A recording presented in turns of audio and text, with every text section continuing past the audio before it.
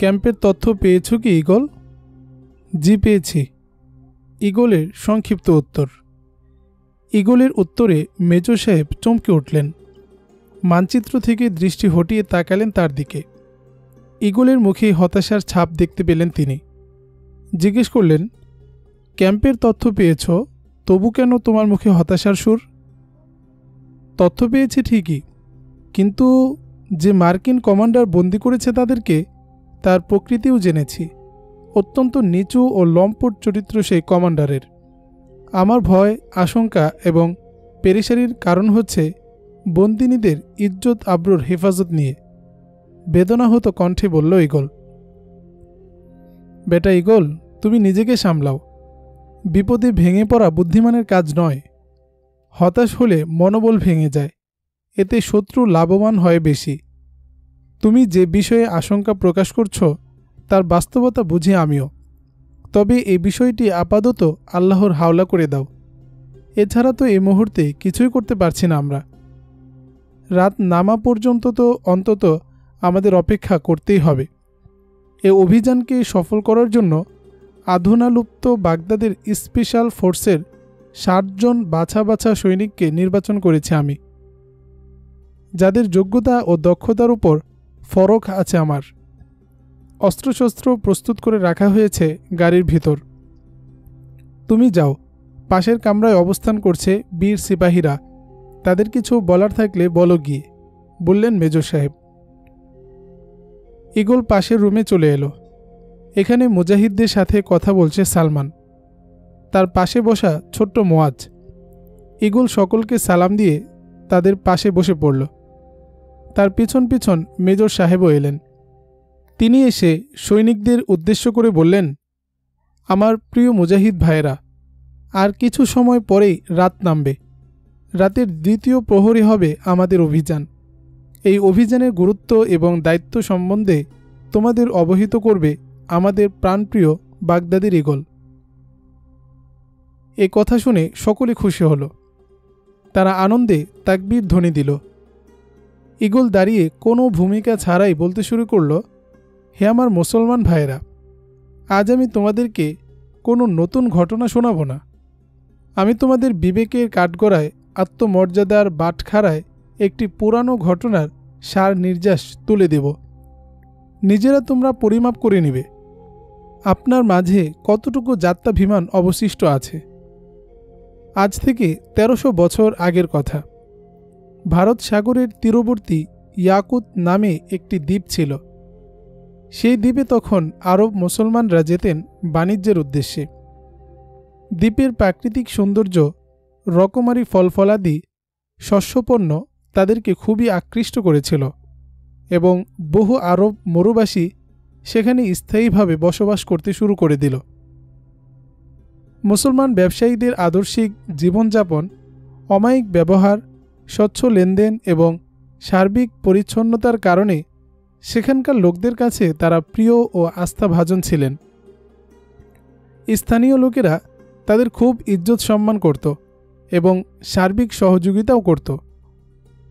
এসব প্রবাসী আরব মুসলমানদের কয়েকজন ঘটনাক্রমে এক নৌ দুর্ঘটনায় মৃত্যুবরণ করলে বিদেশ বিভুঁইয়ে তাদের পরিবার পরিজন অসহায় ও অভিভাবকহীন হয়ে পড়ে। ইয়াকুত দ্বীপের সর্দার ছিল এসব আরবদের প্রতি খুবই শ্রদ্ধাশীল। এ দ্বীপে আরবদের বসবাসকে দ্বীপবাসীর সর্দার তাদের জন্য সৌভাগ্যের প্রতীক মনে করত। দুর্ঘটনা কবলিত নিহতদের পরিবার পরিজনকে তাই দ্বীপের সর্দার স্বদেশ ইরাকে পাঠিয়ে তাদের প্রতি কৃতজ্ঞতা ও ইরাকের শাসকের কৃপাদৃষ্টি লাভের প্রত্যাশায় একটি জাহাজ সংগ্রহ করল। সেই জাহাজে আপনজন ও অভিভাবক হারানো পরিবার পরিজনদের তুলে প্রয়োজনীয় পাথেয় ও শাসকদের উদ্দেশ্যে মূল্যবান উপহার উপঢৌকন দিয়ে ইরাকের উদ্দেশ্যে রওনা করিয়ে দিল। অভিভাবক হারা অসহায় মুসলিম আরবদের বহনকারী জাহাজের গন্তব্য ছিল ইরাকের সামুদ্রিক বন্দর বসরা। সেই জাহাজের পথ ছিল বর্তমান কলম্বো থেকে করাচি, সিন্ধু বন্দর আব্বাস, হরমুজ প্রণালী হয়ে আরব সাগর হয়ে বর্তমান আরব আমিরাত, বাহরাইন, কাতার, কুয়েতের উপকূল হয়ে বসরা। সিন্ধু অঞ্চলের নৌপথ ছিল সেখানকার চরমপন্থী হিন্দু লুটেরাদের স্বর্গরাজ্য। পৈত্তলিক ওই লুটেরা গোষ্ঠী সেখানকার ব্রাহ্মণ রাজা দাহিরের পৃষ্ঠপোষকতা পেত। এরা মুসলিম অভিযাত্রীদের ধনসম্পদ লুটে নিত। ডাকাতরা আরব মুসলমানদের অভিভাবক হারা অসহায় নারী শিশুদের বহনকারী জাহাজটিকেও রেহাই দিল না। বস্ত্রাগামী এই জাহাজটিও তারা লুট করল। নারী শিশুদের অত্যাচার ও লাঞ্ছিত করে আটক করল। লুটেরারা যখন অসহায় মুসলিম নারী শিশুদের বন্দী করল, তখন তাদের মধ্যকার এক মুসলিম বালিকা তৎকালীন মুসলিম শাসক হাজ্জাজ বিন ইউসুফকে উদ্দেশ্য করে একটি চিঠি লিখেছিল। সেই বালিকা লিখেছিল, দূতের মুখে মুসলমান শিশু ও নারীদের বিপদের কথা শুনে আমার দৃঢ় বিশ্বাস বসরার শাসনকর্তা স্বীয় সৈন্যবাহিনীর আত্মমর্যাদা সম্পন্ন সৈনিকদের অশ্ব প্রস্তুত করার আদেশ দিয়ে দিয়েছেন। সংবাদ বাহককে হয়তো আমার এ পত্র দেখাবার প্রয়োজন হবে না, কিন্তু হাজ্জাজ বিন ইউসুফের রক্ত যদি শীতল হয়ে জমে গিয়ে থাকে, তবে হয়তো আমার এ পত্র বিফল হবে। আমি আবু হাসানের কন্যা। আমি ও আমার ভাই এখনও শত্রুর নাগালের বাইরে, কিন্তু আমাদের অন্য সমস্ত সঙ্গী এখন শত্রুর হাতে বন্দী, যার বিন্দুমাত্র দয়া নেই। বন্দিশালার সেই অন্ধকার কুঠুরির কথা কল্পনা করুন, যেখানে বন্দীরা মুসলিম মুজাহিদদের অশ্বক্ষুরের শব্দ শোনার জন্য উৎকীর্ণ ও অস্থির হয়ে আছে। আমাদের জন্য অহরহ সন্ধান চলছে। সম্ভবত অচিরেই আমাদেরকেও কোনো অন্ধকার কুঠুরিতে বন্দী করা হবে। এও সম্ভব যে তার পূর্বেই আবার যখন আমাকে মৃত্যুর দুয়ারে পৌঁছিয়ে দেবে এবং আমি সে দূরদৃষ্ট হতে বেঁচে যাব, কিন্তু মরবার সময় আমার দুঃখ থেকে যাবে যে যেসব ঝাঞ্চা গ্রুতি অশ্ব তুর্কিস্তান ও আফ্রিকার দরজায় ঘামারছে, স্বজাতির এতিম ও অসহায় শিশুদের সাহায্যার্থে তারা পৌঁছতে পারল না। এও কি সম্ভব যে তলোয়ার রোম ও ইরানের গর্বিত নরপতিদের মস্তকে বজ্ররূপে আপতিত হয়েছিল, সিন্ধুর উদ্ধত রাজার সামনে তা ভোতা প্রমাণিত হবে?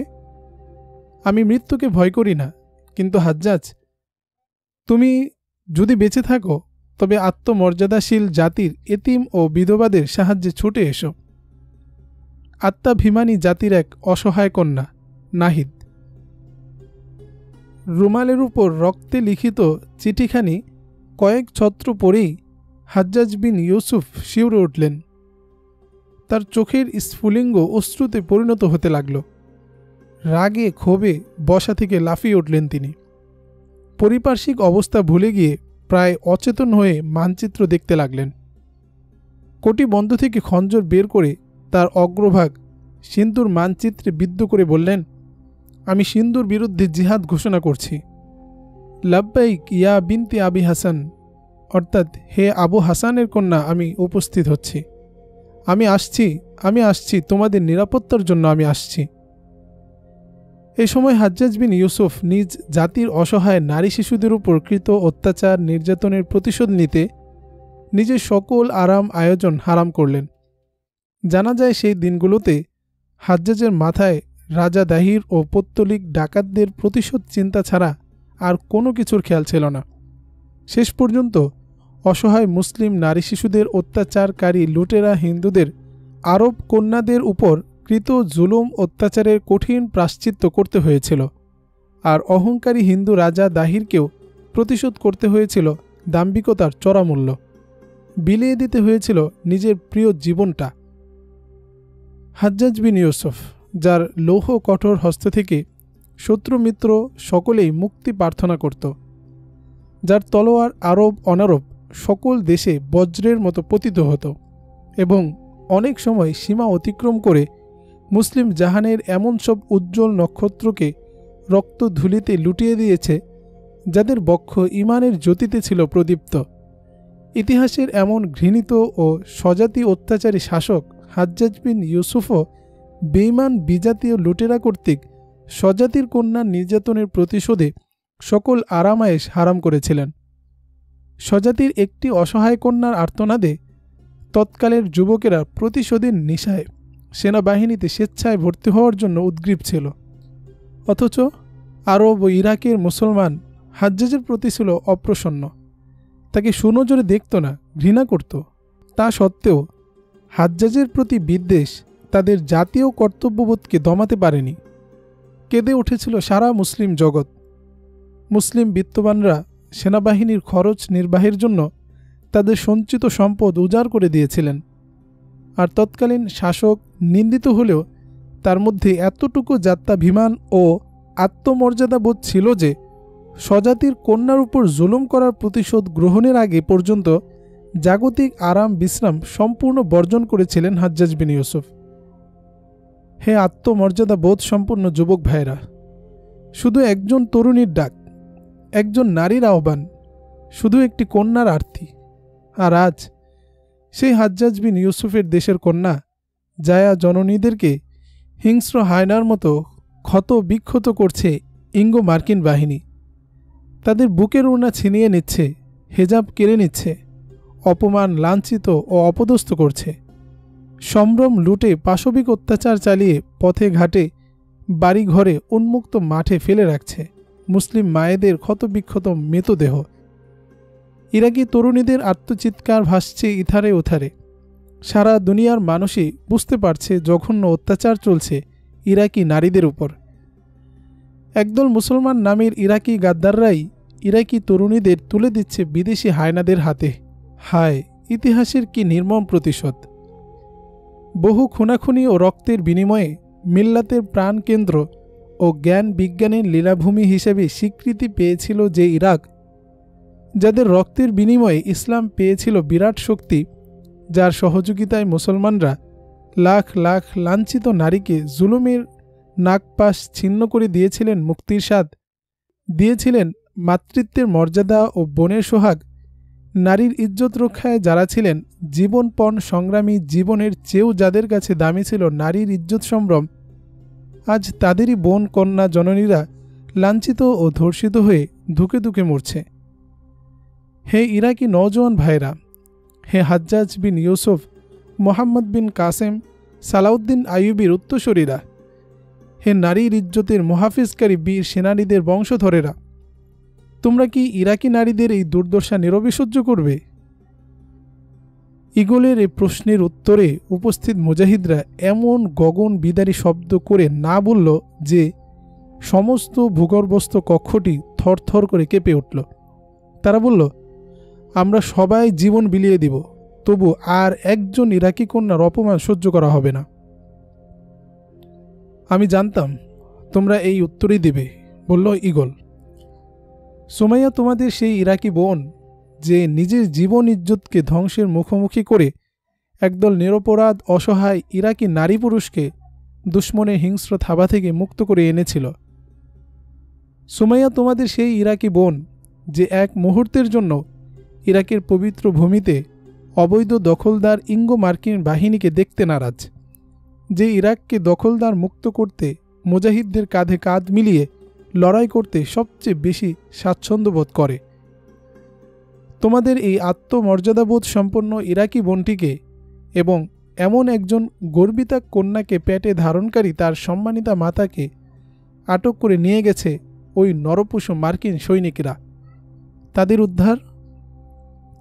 ইগলকে তার কথা শেষ করতে না দিয়ে মুজাহিদরা বলে উঠল, আর বলতে হবে না ইগল, আমাদের যাত্রাভিমান একেবারে নিঃশেষ হয়ে যায়নি, এখনও তার যথেষ্ট পরিমাণ অবশিষ্ট রয়ে গেছে।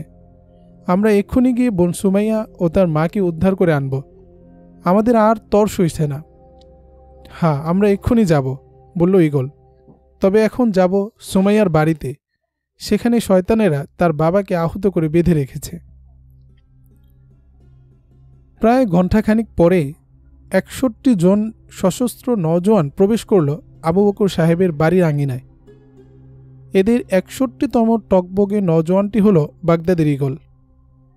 বাড়ির পরিবেশ দেখে ইগলের মনটা কেমন ধক করে উঠল। অনেক নারী পুরুষের আনাগোনা দেখা যাচ্ছে বাড়ির মধ্যে। ব্যাপার কি ইগলের বুঝে আসছে না। সঙ্গীদের বাহিরে রেখে সে ঘরে প্রবেশ করল। ঘরে প্রবেশ করেই ইগলের চৈতন্য হারাবার উপক্রম হলো। বুকটা কেঁপে উঠল প্রচণ্ডভাবে। ঘরের মেঝেতে বসে আছেন আবু বকর সাহেব। তার সম্মুখে সাদা কাপড় দিয়ে কি যেন ঢাকা। তিনি কাঁদছেন অঝোর ধারায়। তার পাশে বসে হেঁচকি মেরে কাঁদছে এতিম ছেলে ছোট্ট রাহাত। ইগলকে দেখে তাদের কান্নার বেগ আরও বেড়ে গেল। ইগলেরও দুচোখ ছাপিয়ে কান্না আসলো তাদের অবস্থা দেখে। আবু বকর সাহেব একদিক দিয়ে কাপড়টা একটু সরালেন। সুমাইয়ার লাশ দেখে ইগলের মাথাটা ঝিম ধরে গেল। শরীরের ধমনীতে রক্ত চলাচল বন্ধ হয়ে গেল। শ্বাস প্রশ্বাস ঘন হয়ে এলো। পুরো দুনিয়াটা তার কাছে এক মস্ত বড় প্রবঞ্চনা মনে হতে লাগলো। তার বিশ্বাসই হচ্ছে না যে সুমাইয়া লাশ হয়ে শুয়ে আছে তার সামনে। যে মেয়ে হাজারো দুঃখ বেদনা আর হতাশা নিরাশার মাঝে তাকে দেখিয়েছিল ভালোবাসার সুখের বাসর সাজাবার স্বপ্ন, সেই কিনা আজ তাকে ছেড়ে একাই জান্নাতের মাঝে চিরস্থায়ী বাসর রচনা করতে চলে গেল। একথা ভাবতে ইগলের দিল রাজ্য ভেঙে চুরে খান খান হয়ে যাচ্ছে। শোকে দুঃখে সে পাথরের মতো নিশ্চল দাঁড়িয়ে রইল।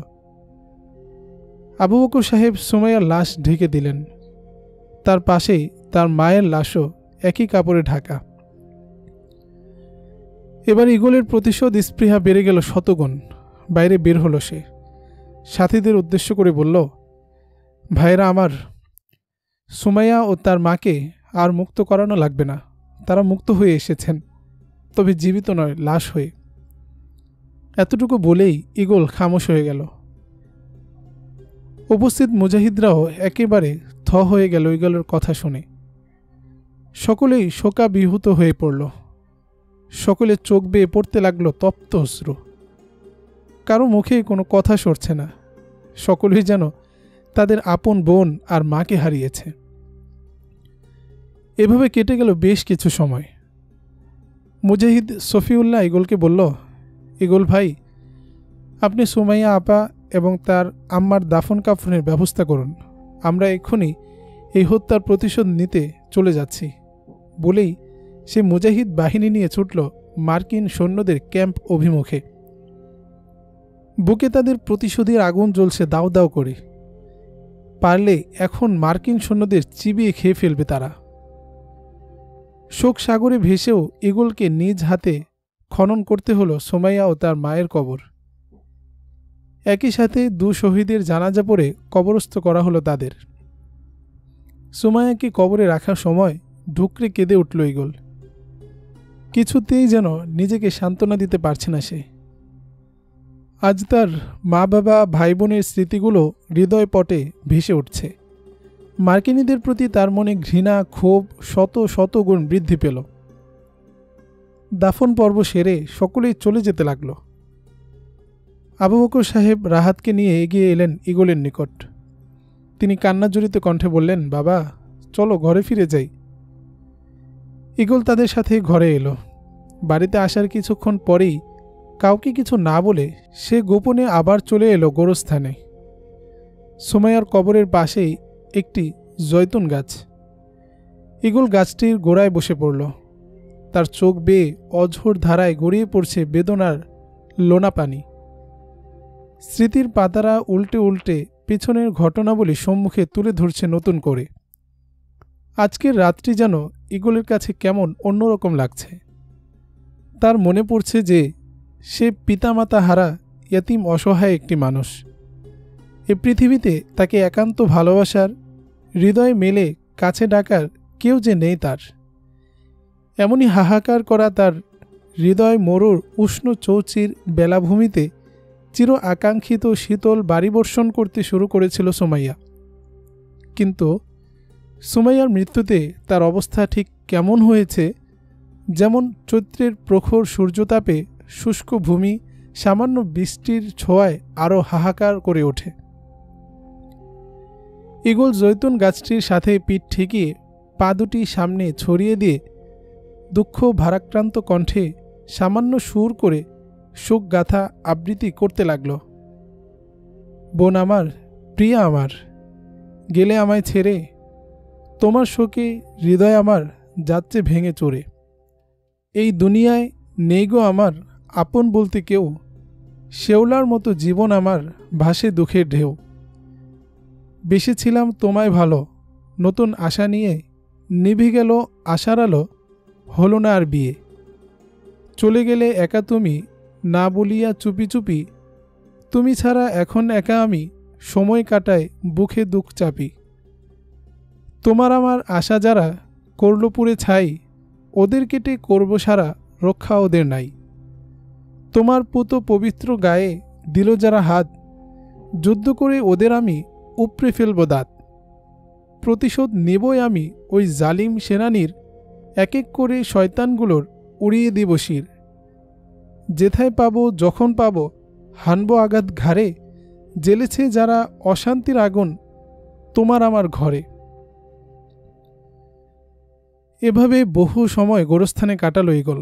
গভীর রাতে চলে এলো সেখান থেকে। গোরস্থান থেকে বেরিয়ে সোজা চলে গেল নিজের আস্তানায়। এরপর থেকে একের পর এক অবিরাম গতিতে চলতে লাগলো ঈগলের অ্যাকশন। প্রতিদিন 2-4টি মার্কিন অথবা জোটের অন্য কোনো সৈন্য নিহত হতে লাগলো ঈগলের হাতে। অভিনব পন্থায় আঘাত হানছে সে দখলদারদের উপর। তার অ্যাকশনের একটা উল্লেখযোগ্য এবং মজার দিক হল চিরকুট। যখন যেখানে মার্কিন সৈন্যদের আঘাত হানে সেখানে একটি চিরকুট রেখে যায়। তাতে সে লিখে দেয়, বাগদাদের ঈগল আজ এই স্থান অতিক্রম করেছে। ঈগলের অ্যাকশনে মার্কিন বাহিনী দিশেহারা হয়ে পড়ল। এই কদিনেই নাবিশ্বাস উঠেছে তাদের। ঈগলকে গ্রেফতার করার জন্য তারা উঠে পড়ে লাগল, কিন্তু তারা তার কৌশলের সাথে কুলিয়ে উঠতে পারছে না। তারা হয়তো তথ্য পেয়েছে ঈগল অমুক স্থানে আছে, গেল গ্রেফতার করতে, গিয়ে দেখল সেখানে ঈগল নেই, বরং যেখান থেকে গ্রেফতারকারীরা গেছে সে ক্যাম্পে লঙ্কা কাণ্ড ঘটিয়ে সে উধাও হয়ে গেছে অন্য কোথাও। ঈগলের ভয়ে মার্কিনীরা এতটা তটস্থ যে রাতের বেলা প্রহরারত সৈনিকরা গাছের একটি পাতা পড়লে কিংবা কোনো নিশাচর পাখি বা প্রাণী ডানা ঝাপটালে দৌড়াদৌড়ি করলে এমন আতঙ্কগ্রস্ত হয়ে পড়ে যে কম্পনের প্রবলতায় হাতের অস্ত্র নিচে পড়ে যায়। একদিকে আত্মত্যাগী মুজাহিদদের আত্মঘাতী বোমা হামলা, অপরদিকে বাগদাদের ঈগলের দুর্ধর্ষ থাবায় মার্কিন বাহিনীর লবেজান দশা। বাধ্য হয়ে তারা যে কোনো মূল্যে ঈগলকে ধরার প্রত্যয় ব্যক্ত করল। ঈগলের মাথার বিনিময়ে ঘোষণা করল মোটা অঙ্কের পুরস্কার। প্রচার করে দিল সংবাদ মাধ্যমে পুরস্কারের কথা। কিন্তু তারা জানে না যে ইরাকবাসী কশ্চিনকালেও তাদের গৌরব, তাদের বন্ধু ঈগলকে তাদের হাতে তুলে দেবে না কখনোই। মার্কিনীরা ভেবেছিল অর্থের টোপ ফেললে হয়তো ঈগলকে ধরা একেবারে সহজ হবে। তারা ইরাকিদের লোভী ভেবেছে, আর তা ভাবাটাই স্বাভাবিক, কারণ যারা যেরকম তারা অন্যদেরও তাই ভাবে। চোর সর্বদা অন্য মানুষকে চোর ভাবতে থাকে। অবশ্য প্রত্যেক দেশেই ভালো মন্দ উভয় চরিত্রের লোক থাকে। যেখানে ভালো মানুষের বাস সেখানে বদ চরিত্রের 2-4 জন থাকাটা বিচিত্র নয়, বরং এটাই বাস্তবতা। শাহিন রেজা বাগদাদের মন্দ চরিত্রের বাসিন্দাদের একজন। প্রেসিডেন্ট সাদ্দাম হোসেনের আমলে কয়েকবার জেল খেটেছিল। লোকটা অসম্ভব লোভী এবং ধুরন্ধর। বাগদাদের উপকণ্ঠে তার বাড়ি। শারজা তার একমাত্র কন্যা। অত্যন্ত সুন্দরী, দেখতে খুব ভালো মেয়ে। জন্মদাতা বলে পিতাকে কিছু বলতেও পারে না, বললেও শোনে না তার পিতা। দেশের প্রতি টইটুম্বুর ভালোবাসা তার হৃদয়ে। ধর্মের প্রতিও তার হৃদয়ে ভালোবাসার কমতি নেই।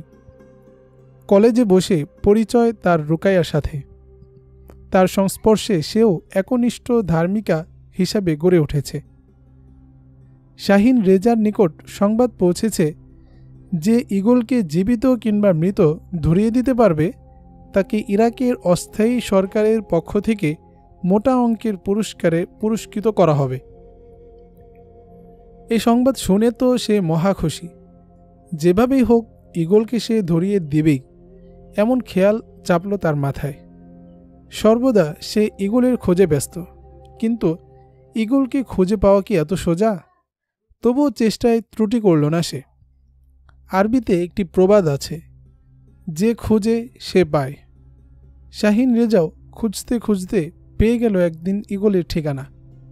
তবে তা খুব সহজে নয়, প্রতারণা ও ধোঁকার আশ্রয় নিয়ে পেতে হয়েছে এই খোঁজ। তার খুশি আজ দেখে কি, শাহিন রেজা ঈগলের খোঁজ পেল, না জানি আসমানের চাঁদ হাতে পেল, যেন কোনো হারানো মানিকের সন্ধান পেয়েছে সে। বাগদাদের পশ্চিম উপকণ্ঠে জরাজীর্ণ একটি বাড়ি। বহুদিন ধরে পরিত্যক্ত পড়ে আছে বাড়িটি। বাড়িটির মালিকের সন্ধান সঠিকভাবে কেউ বলতে পারে না। পুরানো বাড়ি হিসেবে পরিচিত এ বাড়িটিরও কোনো এক সময় নতুনত্ব ছিল ভরা যৌবনকাল। তখন এর রূপ সৌন্দর্য কত মনোমুগ্ধকর ছিল তা এখনকার ধ্বংসাবশেষ দেখেই অনুমান করা যায়। দ্বিতল ভবনের ভিতর অংশে অনেকগুলো কক্ষ। জানা যায় ভিতরে নাকি একাধিক পাতাল কক্ষও আছে, যা শত্রুর হাত থেকে বাড়ির অধিবাসীদের হেফাজত করার নিমিত্তে তৈরি করা হয়েছে। তবে এ পাতাল কক্ষ বর্তমানকার তৈরি প্রেসিডেন্ট সাদ্দাম, মেজর আসাদুল্লাহ ও অন্যান্য সরকারি বেসরকারি লোকদের বাংকারের মতো এতটা সুপ্রশস্ত নয়। মোটামুটিভাবে শত্রুর আক্রমণ থেকে বাঁচা যায় মতো বানানো হয়েছে এগুলো। তবে এজন্যও এর নির্মাতাদের ধন্যবাদ দেওয়া দরকার। এই বাড়ি যখন নির্মাণ করা হয়েছিল তখন এর আশেপাশে অন্য কোনো ঘরবাড়ি ছিল না। বর্তমানে এই এলাকায় অনেক বাড়িঘর নির্মিত হয়েছে। অবশ্য এখনও তা পুরনো বাড়ি থেকে বেশ দূরে। নিরাপদ আশ্রয়স্থল হিসেবে একেবারে মন্দ নয় বাড়িটি। তাই বাগদাদের ঈগল এই বাড়িটি তার দ্বিতীয় আস্তানা হিসেবে ব্যবহার করছে ইদানিং। দারুণ এক নিরাপদ আশ্রয়ই বটে। মে মাসের শেষের দিকের কোনো একদিন শেষ বিকেলে পুরনো বাড়ির প্রতিবেশীরা দেখল দখলদার বাহিনীর বিশাল এক কনভয় এগিয়ে যাচ্ছে উক্ত বাড়ির দিকে। মার্কিন সেনাবাহিনীর কনভয়টি পুরনো বাড়ির সম্মুখে গিয়েই থামল। সামরিক যানগুলো থেকে সৈন্যরা নেমে পড়ল। তারা পরিত্যক্ত অবহেলিত এই বাড়িটি চতুর্দিক থেকে ঘেরাও করল। এমন নিচ্ছিদ্র বেষ্টনী তৈরি করল যা দেখে প্রতিবেশীদের মনে হলো যেন তারা কোনো শক্তিশালী অপরাজেয় শত্রু দুর্গ ঘেরাও করেছে, ভিতর থেকে কাউকে বের হতে দেবে না। ঘেরাও সম্পন্ন করে সৈন্যরা সতর্কতার সাথে বাড়ির দিকে অস্ত্র তাক করে দাঁড়িয়ে কিসের জন্য অপেক্ষা করতে লাগল। দেখা গেল কয়েক মিনিটের ব্যবধানে উড়ে এলো দুটি জঙ্গি বিমান। বিমান দুটো পুরনো বাড়ির উপর চক্কর দিতে লাগল। মার্কিন সৈন্যরা তাদের ঘেরাও আরও প্রশস্ত করল। এবার বিমান থেকে পুরনো বাড়ির জীর্ণশীর্ণ অবয়বে নির্দয়ভাবে বোম্বিং করতে লাগল। এই বাড়িটি ধ্বংস করতে জঙ্গি বিমানের দু একটি বোমাই যথেষ্ট ছিল, কিন্তু বোমা নিক্ষেপ করা হলো অজস্র ধারায়, অসংখ্য অগণিত। মাটির সাথে মিশে গেল পুরনো বাড়ির অস্তিত্ব। চলে গেল জঙ্গি বিমান। এবার ধ্বংসস্তূপের মধ্যে তল্লাশি শুরু করল সৈন্যরা। তাদের ধারণা পুরনো বাড়ির সাথে ঈগলও শেষ হয়ে গেছে, তাই ঈগলের লাশ খুঁজছে তারা। এরই মধ্যে আকাশে দেখা দিল আরেকটি জঙ্গি বিমান। বিমানের পতাকা দেখেই সৈন্যরা বুঝল তাদের নিরাপত্তা ব্যবস্থা পরখ করার জন্যই এই বিমানের আগমন। কিন্তু সহসাই বিমান থেকে শুরু হলো বোমাবর্ষণ। মার্কিন বিমান থেকে মার্কিন সৈন্যদের উপর বোম্বিং। কিছুই বুঝে আসছে না তাদের। কিন্তু এখানে দাঁড়িয়ে বোঝার চেষ্টা করা মানে স্বেচ্ছায় মৃত্যুকে আলিঙ্গন করা। যে যেদিক পারল দিক বিদিক জ্ঞানশূন্য হয়ে পালাতে লাগল। কেউ ট্যাঙ্কের আড়ালে, কেউ বা গাড়ির মধ্যে, আবার কেউ কেউ ছুটল লোকালয়ের দিকে। কেউ আবার বুদ্ধি করে শুয়ে গেল মাটিতে। এত দৌড়াদৌড়ির পরেও বেশ সংখ্যক সৈন্য মারা পড়ল বিমানের গোলার আঘাতে। আহতও হলো অনেক। বিমান চলে গেলে সৈন্যরা একত্রিত হলো। নিজেদের বিমান থেকে বোমা নিক্ষিপ্ত হওয়ায় সাধারণ সৈন্যরা ক্ষোভে ফেটে পড়ল। কমান্ডার তাদের অনেক কষ্টে শান্ত করল। অবশেষে ঈগলকে ধরতে আসা কনভয়টি নিজেদের সৈন্যদের লাশ ও আহত সৈন্যদের গাড়িতে তুলে দ্রুত এলাকা ত্যাগ করল। যে সময় মার্কিন বাহিনী ঈগলকে গ্রেফতার করতে এসে নিজেরাই আহত নিহত হচ্ছিল, এর ঠিক 5 ঘন্টা পূর্বে পুরনো বাড়ি থেকে মাইল 2 দূরের একটি বাড়িতে কথোপকথন হচ্ছিল দুজন লোকের মধ্যে। লোক দুজন হল শাহিন রেজা ও তার কন্যা শারজা। শারজা তার পিতাকে খুব করে বকা দিচ্ছিল তার মন্দ কার্যাবলীর জন্য। মেয়ের কথায় কখনো খেপে না শাহিন, খেপল না আজও, বরং অপরাধীর মতো মাথা নিচু করে বসে রইল। যতই খারাপ হোক, কিন্তু মেয়েকে সবসময় পীর মানে বেচারা শাহিন। শারজা প্রথমে পিতাকে তার মন্দ কাজের জন্য ভর্ৎসনা করল। পরক্ষণেই অপরাধীদের ইহকালীন ও পরকালীন অকল্যাণ ও শাস্তির কথা স্মরণ করিয়ে দিয়ে অন্যায় পথ থেকে ফিরে আসার জন্য আহ্বান জানাল। সেই সাথে দেশের বর্তমান পরিস্থিতিতে মুক্তি সংগ্রামের গুরুত্ব এবং প্রত্যেক ইরাকি নাগরিকের উপর সে সংগ্রাম চালিয়ে নেওয়ার দায়িত্ব সম্পর্কে অবহিত করে সে তার পিতাকে। শাহিন জানে যে তার মেয়ে ইরাককে মুক্ত করার জন্য মুজাহিদ বাহিনীর সাথে কাজ করে। আজ যখন তার মেয়ে তাকে মুক্তি সংগ্রামের গুরুত্ব বোঝাচ্ছিল, তখন তার মাথায় একটি দুষ্ট বুদ্ধি খেলে গেল। সে ভাবল, শারজা যেহেতু মুজাহিদ গ্রুপের লোক, সেহেতু ঈগলের তথ্য তার জানা থেকে থাকবে হয়তো। তাই সে ভালো মানুষের ভান করে শারজার কথায় সায় দিয়ে বলল, মামুনি, আমি তো অপরাধ জগতের মানুষ, মুজাহিদরা আমাকে তাদের সাথে যুদ্ধ করতে নেবে কি? কেন নেবে না? দেশমুক্তি সংগ্রামে, ধর্মরক্ষার জিহাদে, স্বাধীনতা পুনরুদ্ধারের লড়াইয়ে সবাই অংশগ্রহণ করতে পারে, বলল শারজা। সে মনে মনে খুশি হল পিতার কিছুটা সুমতি সুলভ প্রশ্ন শুনে। কিন্তু কয়লা ধুইলে যে ময়লা যায় না, এ কথাটি সম্ভবত ভুলে গেছে মেয়েটি। তদুপরি আমার মন বলছে তারা আমাকে বিশ্বাস করতে পারবে না, বলল শাহিন। কারণ জীবনটা আমার কেটেছে অপরাধ আর অপরাধীদের মধ্যে, একথা বাগদাদের কে না জানে। আমি যদি তওবাও করি, তবু মুজাহিদরা আমাকে বিশ্বস্ত হিসেবে মেনে নেবে কিনা, সেটাই ভাবনার বিষয়। আর কোনো মতে যদি ঈগলের হাতে পড়ে যায়, তবে তো আর রক্ষা নেই। প্রথম সাক্ষাতেই যে সে আমাকে ব্রাশ ফায়ার করে উড়িয়ে দিবে, তাতে কোনো সন্দেহ নেই।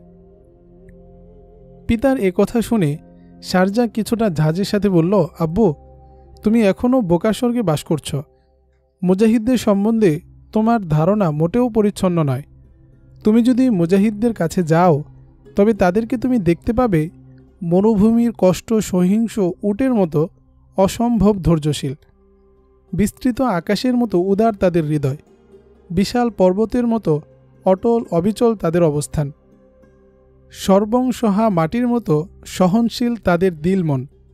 তাদের বন্ধুত্ব এবং শত্রুতা শুধুমাত্র আল্লাহর সন্তুষ্টির উদ্দেশ্যে, এবং এ লক্ষ্যেই তাদের জীবন দেয়া নেয়ার খেলা চলে থাকে। বিনা কারণে গাছের একটি পাতাও ছেড়ে না তারা।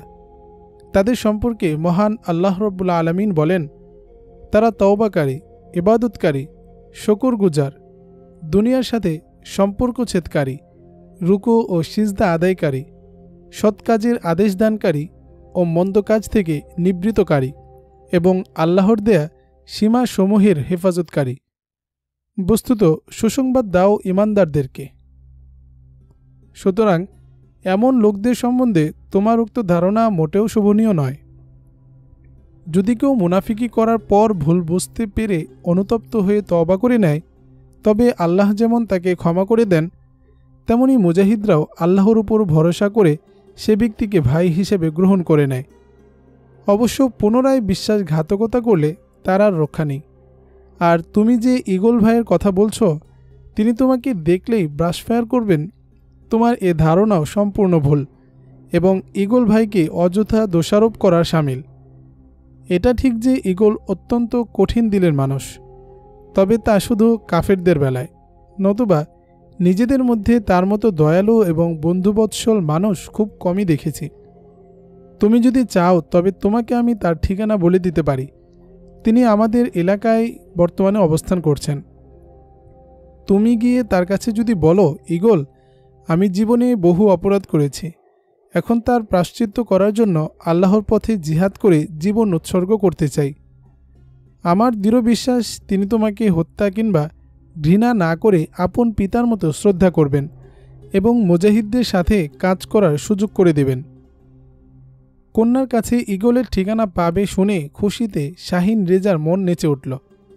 কল্পনায় সে লক্ষ লক্ষ ডলার গুনতে লাগল।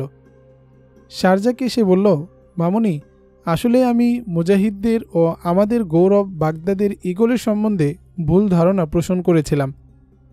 তুমি জলদি আমাকে ঈগলের ঠিকানা দাও। আমি এক্ষুনি গিয়ে তার কাছে ক্ষমা চেয়ে তার অনুগামী হয়ে দখলদারদের বিরুদ্ধে লড়াই করব। প্রয়োজনে শহীদ হব, তবু মার্কিনীদের এদেশ ছাড়া করব। শারজা পিতাকে বিশ্বাস করে সরল মনে ঈগলের ঠিকানা দিয়ে দিল। শাহিন রেজা ঈগলের ঠিকানা পেয়ে যেন সাগর তলের মুক্তার খনির সন্ধান পেল। চট জলদি ভালো জামা কাপড় পরে ঘর থেকে বের হয়ে পড়ল সে তা হাসিলের লক্ষ্যে। শারজার আজ খুব আনন্দ লাগছে। এতদিনে পিতাকে সে সৎ পথে আনতে পেরেছে তা ভেবে সে জানালা খুলে পিতার গমন পথের দিকে তাকিয়ে রইল। হঠাৎ তার মনে কেমন যেন সন্দেহ দোলা দিল। তার পিতা পুরনো বাড়ির পথে না গিয়ে শহরের পথ ধরেছে দেখে সে ভাবল, আব্বু কি পথের কথা ভুলে গেলেন? আবার নিজে নিজে বলল, না, এতটুকু সময়ের মধ্যে পথ ভুলার কথা নয়। তার মনে হতে লাগল পিতা তাকে ধোঁকা দিয়ে ঈগলের ঠিকানা নিল কিনা। সে নিজে নিজেকে শাসাতে লাগল, কেন সে এত তাড়াতাড়ি পিতাকে বিশ্বাস করল, আর কেনই বা এমন একজন মানুষকে ঈগলের তথ্য দিতে গেল। নিজের প্রতি নিজেরই রাগ হচ্ছে এখন তার। কিন্তু তীর যে ধনুক থেকে বেরিয়ে গেছে, এখন কি করা? একবার ভাবল দৌড়ে গিয়ে জিজ্ঞেস করবে, আব্বু তুমি কোথায় যাচ্ছ? এরই মধ্যে দেখল একটি সাময়িক যান থামিয়ে তার পিতা তাতে চড়ে বসল। গাড়িটি যে মার্কিন সৈন্যদের তা দেখেই বোঝা গেল। শারজার আর বুঝতে বাকি রইল না তার পিতা কেন তাড়াহুড়া করে বের হয়েছে। এমত অবস্থায় সে কি করবে ভেবে পাচ্ছে না মেয়েটি। কিংকর্তব্য বিমূঢ় হয়ে কিছুক্ষণ দাঁড়িয়ে রইল পিতার গমন পথের দিকে। এখন কি হবে?